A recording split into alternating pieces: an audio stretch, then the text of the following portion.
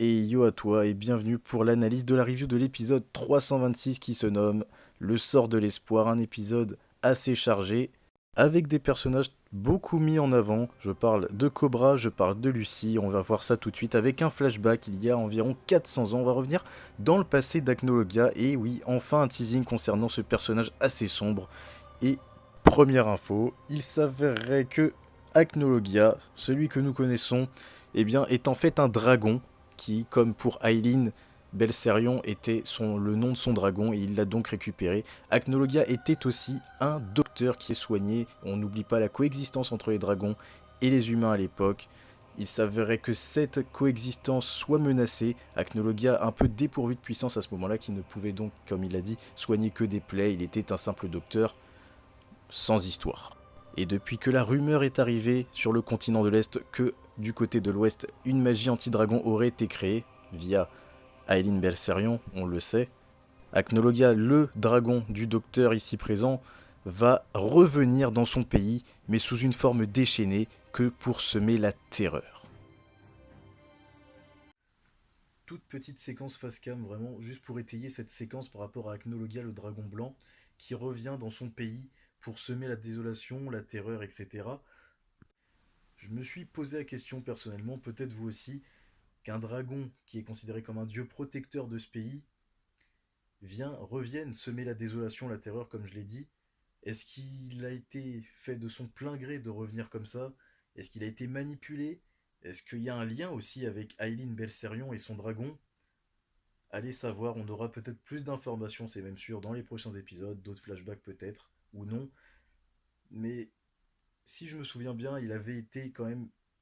Souvenez-vous, Acnologia avait déshonoré le corps de la mère d'Erza gisant au sol il y a quelques épisodes. Alors à voir s'il y a un lien, puisqu'il était en train de lui cracher dessus, l'écrasant au sol alors qu'elle était déjà morte en lui disant que c'était de sa faute. Elle était la mère des reines, la mère des Dragon Slayer, pardon, et que tout était de sa faute à voir. Donc si on en saura plus, est-ce que c'était de sa faute réellement à Aileen Belserion?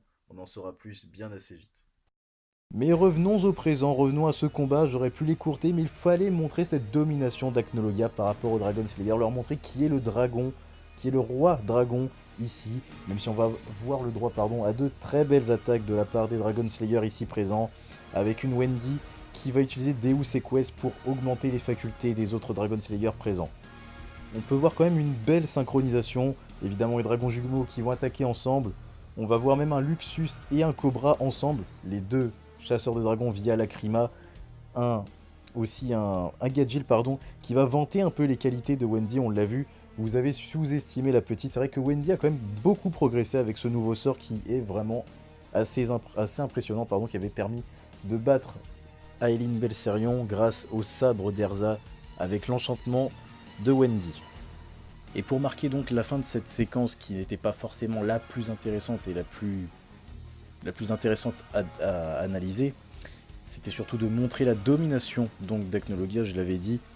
On voit qu'aucune attaque ne peut l'atteindre, la magie ne l'atteint pas, à voir comment les Dragon Slayer vont pouvoir se défaire d'Acnologia, qui est le monstre en présence de l'anime pour l'instant, qui terrorise tout le monde à l'heure actuelle.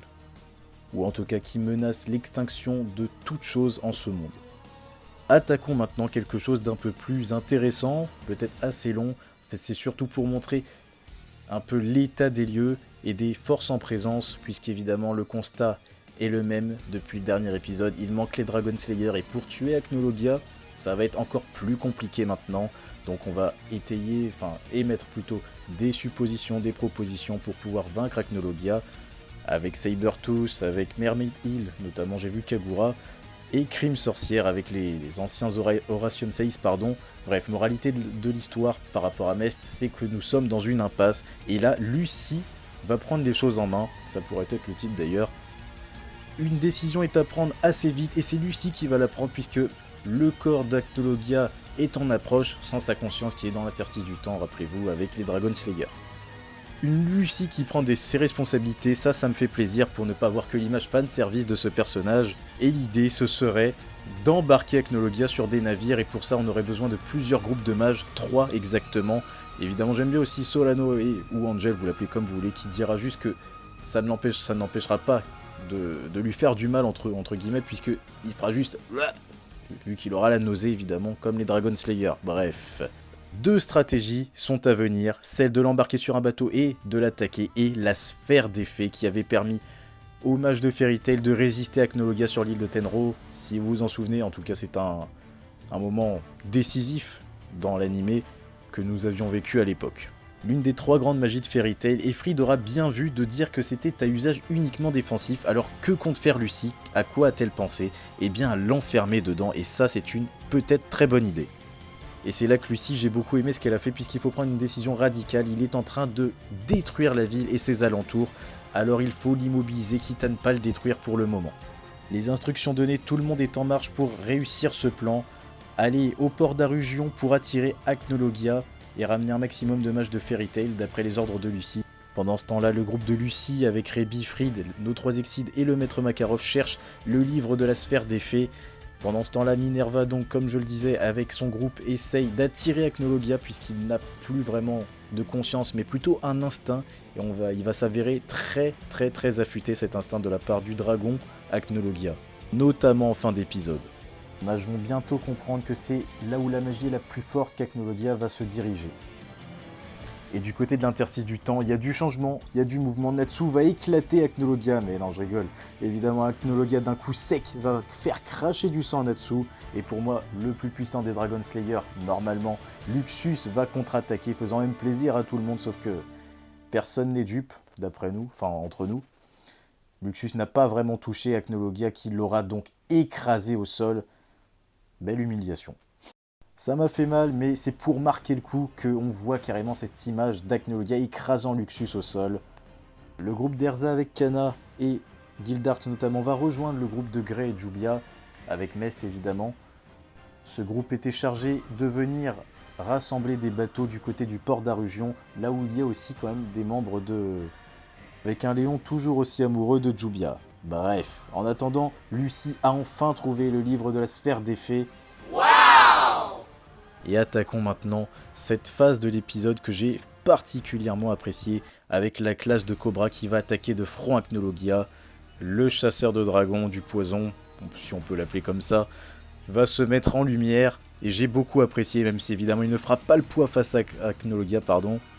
On voit un Cobra dans la rédemption, qui lui aussi maintenant a des camarades, des proches qu'il aime et qu'il veut protéger et vivre de nouveaux moments avec. Bon.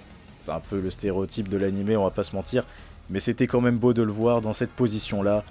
Lui, Cobra, le si silencieux chasseur de dragons. Bref, ça m'a fait énormément plaisir et j'aimerais le revoir à l'attaque d'ici peu. Il n'y a pas que Cobra, il y a Midnight aussi qui a un chara design assez atypique et plutôt stylé. Enfin bref, c'est pas le problème. Là, l'urgence est de poursuivre le plan de Lucy. Le groupe doit appâter Acnologia grâce à une puissance magique assez radiante, comme on le voit, comme c'est fait avec Orga. Pendant ce temps-là, Lucy, Rebi, Fried filent vers Arugion rejoindre Erza et les autres. Alors que tout le monde va se donner rendez-vous au port d'Arugion, j'ai beaucoup aimé cette phrase de Wendy qui disait que son titre de roi des dragons va s'éteindre aujourd'hui. J'ai trouvé ça très stylé. En attendant, donc Natsu va proposer à Acnologia d'en finir. Ouais, d'en finir, alors que Acnologia va tout simplement lui dire « Non mais tu plaisantes, les choses sérieuses n'ont même pas encore commencé, que tu veux déjà en finir ?» alors qu'ils sont quand même à 6 ou 7, je ne sais plus, contre 1. Ça va bien le faire rire et je le comprends, la salamandre on te kiffe, mais là t'abuses clairement. La menace est plus que présente sur Magnolia puisque Acnologia est bien arrivé et va réexécuter Eternal Flare. Je l'ai reconnu, c'était dans le dernier épisode. Il ne l'a pas gueulé puisqu'il n'a plus de conscience, mais c'est bien ce qu'il exécute, Acnologia. Tout le monde aux abris, ça va péter fort avec cette superbe image d'Erza. Acnologia va détruire, non pas la ville, mais exactement tous les bateaux présents sur le port d'Arugion. Et c'est une grande surprise de le voir aussi consciencieux. Il a décelé son point faible malgré son manque de conscience. Et là, ça va poser un très grand problème pour la suite des événements. L'instinct du corps d'Acnologia est très impressionnant puisque dénué de conscience, dépourvu de conscience, il arrive tout de même à éliminer ce qui pourrait le mettre en danger. Et bien voilà les amis, chers mages, la review arrive à son terme, cette analyse prend fin, j'espère que ça vous aura plu, cet épisode aussi, je ne sais pas ce que vous en avez pensé, n'hésitez pas à me lâcher un petit commentaire, le partage le plus important des soutiens. Moi je vous dis ciao, à la prochaine pour la prochaine review, portez-vous bien, ciao.